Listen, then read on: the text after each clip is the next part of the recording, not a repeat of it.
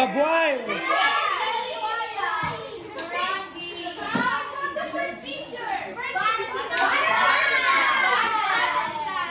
Next picture, fish. This is a fish. A fish is also an animal and also our food. Next picture. Horse. Can you demonstrate the movement of a horse, Jenny?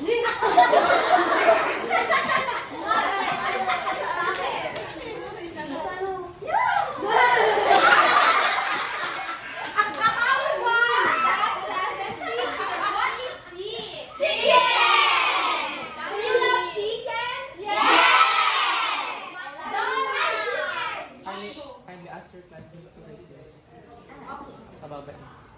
If you want to recite, just raise your hand. Okay, children. No children.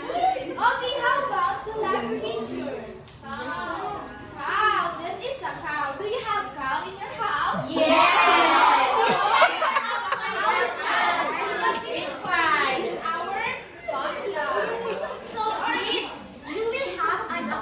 For today. But before we start, let me divide the class into 4 groups. But what can you see? What I'm holding? It is an Avocado. Avocado? it is avocado.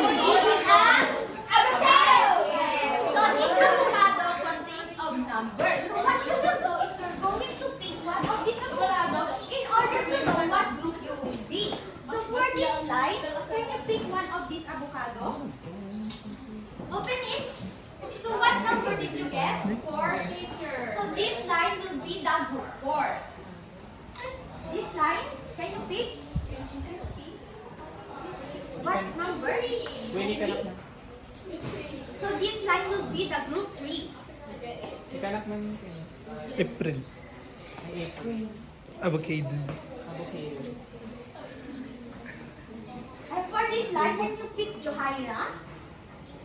So what number did you get? A 1. So this line will be the group 1. And the last line is, what number did you get, Hannah? So this line will be the group 2. So as you can see, children, there is a 4 illustrations here. So first is the land. Can you say land? Land. The second is air. Can you say air? Air. Third is the ocean. Can you Ocean. say ocean? Ocean. Bye The bye. fourth one is both land and water. Can you say both land and water? Lake. Both land and water. So I have a bunch of pictures of animals here, children. So what you will do is you're going to choose one of these pictures and determine whether this animal lives in the land, in the air, in the ocean, and in the both land and water. So I will give this to you. Kanak man.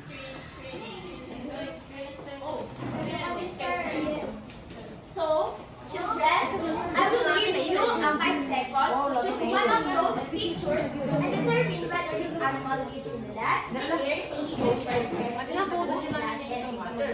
So, children, what animals do you think that lives in the land? I will put it in the chart.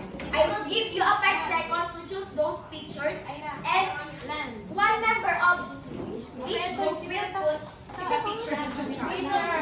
So time's up. Group 1, group 2, group 3, and group 4 come in front and put the pictures in the chart. Okay. Nag-erase or In the land only.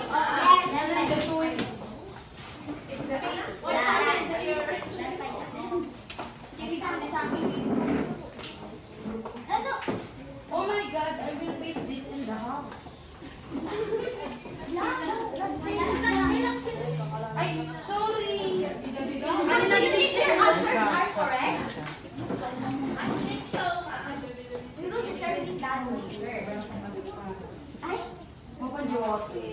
Ay, cute. so for the second test, the air. What animal do you think that lives in the air? So I will give you 5 seconds again to choose one of those pictures. 1, 2, 3, 4. So time's up. May I call the member of group 1, group 2, and group 4 to put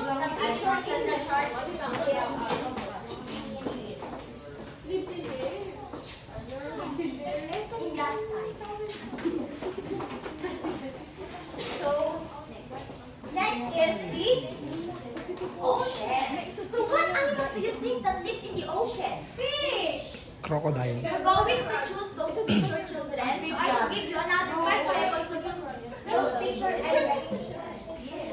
Put it in the chart. So group 1, group 2, and group 4, can we put a picture in the category number 2?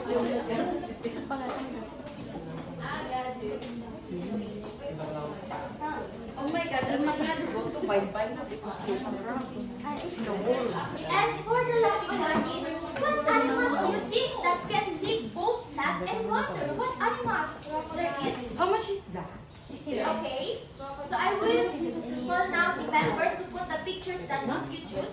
That group 1, group 2, and group 4 that lives in the both land and water. How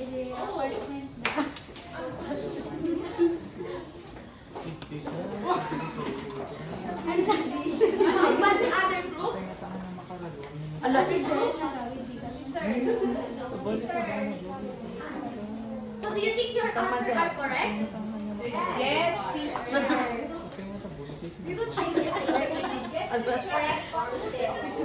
Children, are you excited for the next mini activity? Yes, teacher. Good to hear. So, may I ask everyone to bring out a one whole sheet of paper in the count of 3. 1, It's okay, just 2, continue. 3. So, you will be answering the following questions. And as you can see, there are 4 pictures here, and each pictures you can choose the correct answer based on these pictures. I will read the first picture for you. I will read the first question for you. Is that clear? Yes, teacher. Are you ready? Yes, teacher. Which animals can be considered as human best friend? Is Butterfly. it A, dog? Don't shout your answer. Just write it in your paper. Is it A, dog? B, butterfly? Or C, carabao? Or D, hen? Carabao. Don't shout your answer. If you are done, raise your pencil. Are you all done? Yes, teacher. Okay, next question.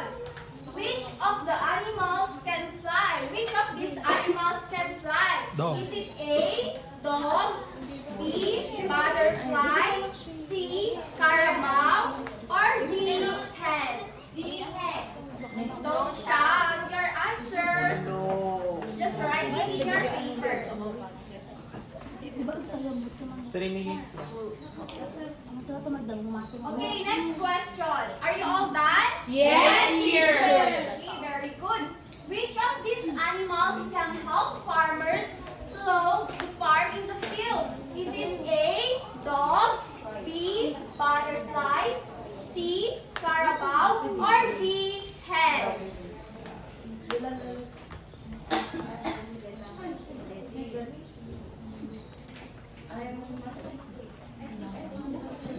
Are you all done? Yes, teacher. Let's check your papers. Let's check if you are Let's check if your answers are correct. So, in number 1, which animals can be considered as human best friend? Okay, Dayan? Okay, very good. Is it? It is dog. And number 2, which of these animals can fly? Anyone? Yes? Christine? B, butterfly, teacher. Okay, very good. Number 3, which of these animals can help farmers plow the farm in the field? Yes? There is. Okay, very good. So, we are going to have a group report. Each group will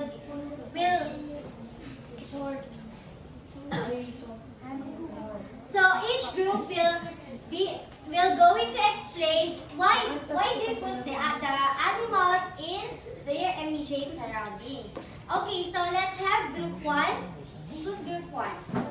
Can one representative come in front and explain what did you put here in the chart? Okay, very good. Group 1. I put rabbit because I believe that rabbit only lives in the land. Okay, very good. Next, group 2.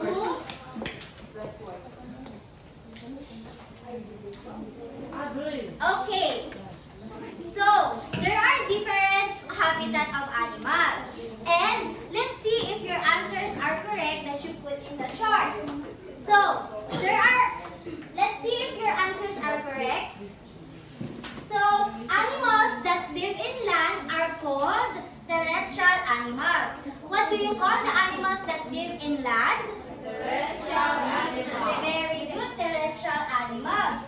Aside from these animals, can you give animals that live in land? Yes, Mariel? Very good. Yes, Talaika? Giraffe. Very good. Okay. However, I can see that there is a lizard here in terrestrial.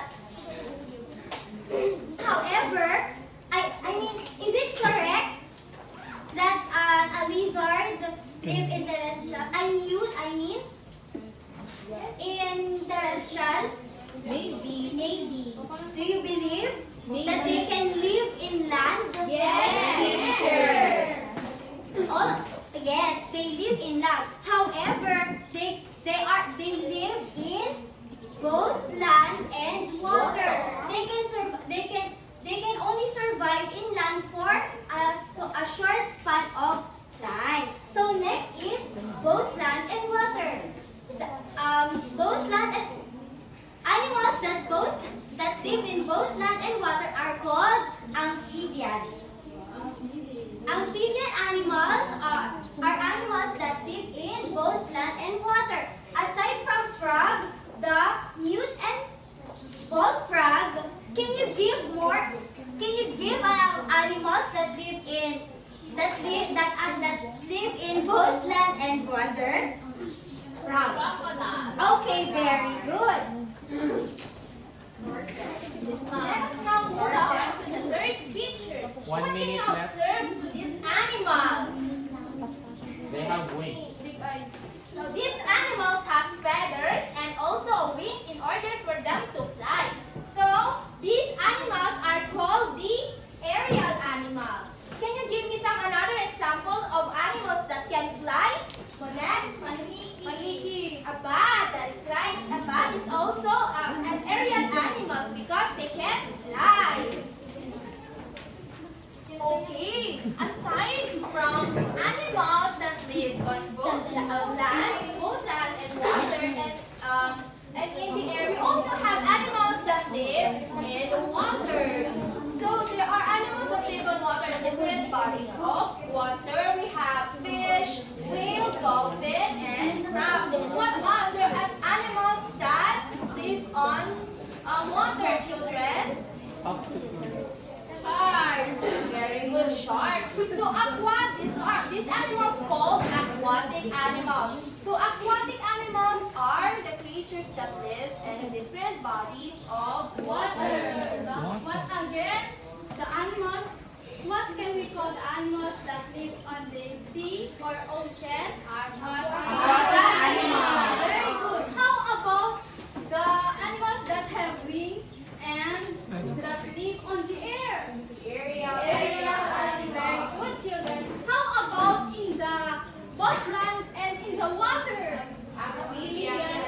Very good. And lastly, what about the animals that live on land? Terrestrial. Very good, children.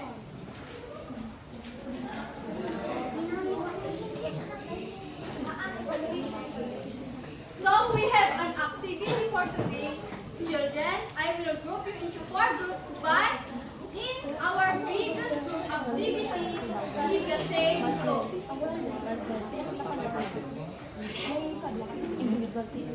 So we will go into distribute the individual activities.